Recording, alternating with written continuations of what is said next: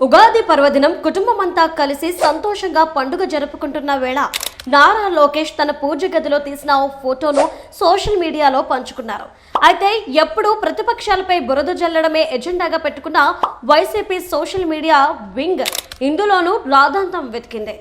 ఫోటోలో వెనుక ఉన్న ఒక బొమ్మను జూమ్ చేసి దాని చుట్టూ అడ్డగోలు కట్టుకథలు అల్లింది. ఏకంగా లోకేష్ ఇంట్లో క్షుద్ర పూజలు చేస్తున్నారంటూ తన పైశాచికత్వాన్ని, దిగజారుడు రాజకీయాలను మరోసారి బయటపెట్టుకుంది. పచ్చకామెర్ల వాడికి లోకమంతా పచ్చగానే కనిపించినట్లు కుట్రలు కుతంత్రాలు చేసేవారికి పవిత్రమైన పూజ గదిలోనూ అపవిత్రతే కనిపించింది. ఆ బొమ్మ ఏదో వింతగా ఉందంటూ, దేవుడి గదిలో అలాంటి బొమ్మలు ఎందుకుంటాయంటూ వైసీపీ ఫేక్ బ్యాచ్ సోషల్ మీడియాలో పెద్ద ఎత్తున దుష్ప్రచారానికి తెరతీసింది. రాజకీయంగా నేరుగా ఎదుర్కోలేక పండగ పూట ఒక పవిత్రమైన పూజా కార్యక్రమాన్ని సైతం వివాదం చేసి రాజకీయ లబ్ధి పొందాలని చూసిన వైసీపీ బ్యాచ్ పైత్యం అంతా ఇంతా కాదు. అయితే ఈ వికృత ప్రచారంపై నారా లోకేష్ తనదైన శైలిలో స్పందిస్తూ వైసీపీ మూకల చెంప చెల్లుమనిపించారు.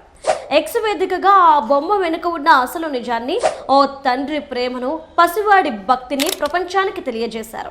పూజా గదిలో ఉన్న ఆ బొమ్మ గురించి ఆరా తీస్తున్న వారందరికీ అది శివుడి బొమ్మ, దాని పక్కనే ఉన్న చిన్న శివలింగం నా కొడుకు దేవాంశ్ 4 ఏళ్ల వయసులో తన చేతులతో స్వయంగా చేసినవి. వాడు భవిష్యత్తులో గొప్ప శివభక్తుడవుతాడు. వాడికి సంబంధించిన ఓ తీపి జ్ఞాపకంగానే ఆ బొమ్మను పూజా గదిలో పెట్టుకున్నామని లోకేష్ స్పష్టం చేశారు. ఈ మేరకు ఆ బొమ్మకు సంబంధించిన క్లోజప్ ఫోటోలను కూడా ఆయన జత చేశారు.